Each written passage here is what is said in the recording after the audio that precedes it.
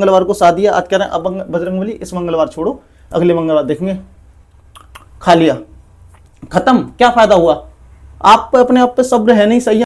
हर हर महादेव साथियों, कैसे हैं आप? तो आज हम बात करने वाले हैं हनुमान जी को खुश करने के तरीके। हनुमान जी को अगर आप खुश करते हैं तो आपके जीवन से सारी बाधाएं, दुख दूर, दरिद्रता जो भी होती है वो सब दूर हो जाती है। लेकिन हनुमान जी को खुश करने के लिए कुछ सावधानियां बरतनी जरूरी हैं, और कुछ सावधानियों के साथ साथ आपको अपने आप पे संयम रखने की भी बहुत ज़्यादा ज़रूरत होती है।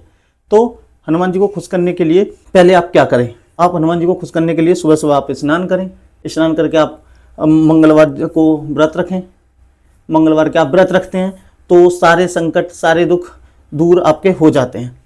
तो मंगलवार के स्पेशल में यही होता है, आप किसी भी तरीके से हनुमान जी को खुश कर सकते हैं, और उन्हें खुश करना काफ़ी आसान है। उसमें राम नाम जाप भी है।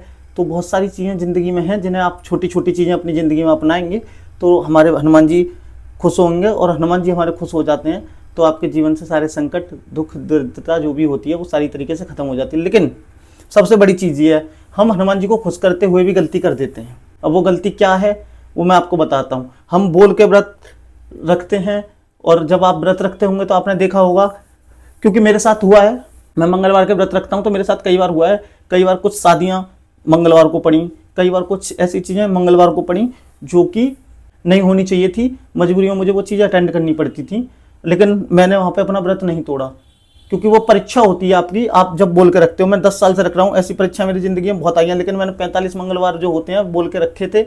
उस टाइम पे बहुत ज़्यादा परीक्षा मेरी बजरंगबली ने ली थी, लेकिन मैंने कोशिश की थी हर परीक्षा में खड़ा उतरने की।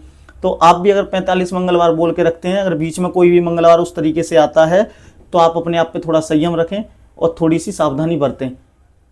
कोशिश करें कि आप उस चीज़ को इग्नोर करें। मंगलवार को जिस जगह पे आप जा रहे हैं उन चीज़ों से थोड़ा बच के रहें। वहाँ पे खाना खाने से बचें, वैसी चीज़ों से बचें। चीज़ें आसान हो जाएंगी और आप काफ़ी ज़्यादा तरक्की कर पाएंगे।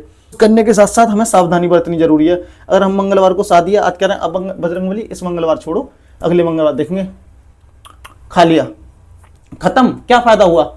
आप अपने आप पे सब्र है नहीं, संयम है नहीं, तो फिर क्या फायदा ऐसे व्रतों का? अगर आप व्रत रख रहे हैं सच्चे मन से, सच्ची श्रद्धा से रखें, और आप 45 मंगलवार रखें, उसके बाद आप हनुमान जी के मंदिर में जाएं, वहां आप चोला चढ़ाएं, और उसके बाद देखिए रिजल्ट। जो आपके मन में मनोकामनाएं होती हैं वो पूरी होती हैं, नहीं होती हैं। लेकिन संयम, सावधानी जो मैंने आपको बताई है। व्रत रखना काफ़ी आसान है। आप शाम को चाहें मीठे पराठे जो होते हैं चीनी वाले वो खा सकते हैं, अन्न खाना चाहें अन्न खा सकते हैं, ना खाना चाहें ना खाएं, वो आपकी कॉल है। मैं ये नहीं कहूँगा कि बिल्कुल मत खाइए या खाइए, वो आपकी कॉल है, आप क्या खाना चाहते हैं क्या नहीं खाना चाहते। लेकिन 45 मंगलवार अगर आप रख लेते हैं बोलकर, तो उसके बाद जो चमत्कार होंगे वो आप अपने जीवन में देखेंगे तो कभी आपको बिलीव नहीं होगा कि इस तरीके के चमत्कार भी हो सकते हैं। लेकिन संयम के शादी में गए हैं, और शादी में गए हैं, आज मंगलवार पड़ गया और हम खा रहे हैं, वो चीज़ आपको नहीं करनी है। सावधानी बरतिए, सतर्क रहिए। तो इस तरीके से आप अगर करते हैं व्रत, तो मेरा कहना मानिए 45 मंगलवार व्रत रखिए, और आप देखिए आपके जीवन में क्या बदलाव आता है, क्या बदलाव नहीं आता है।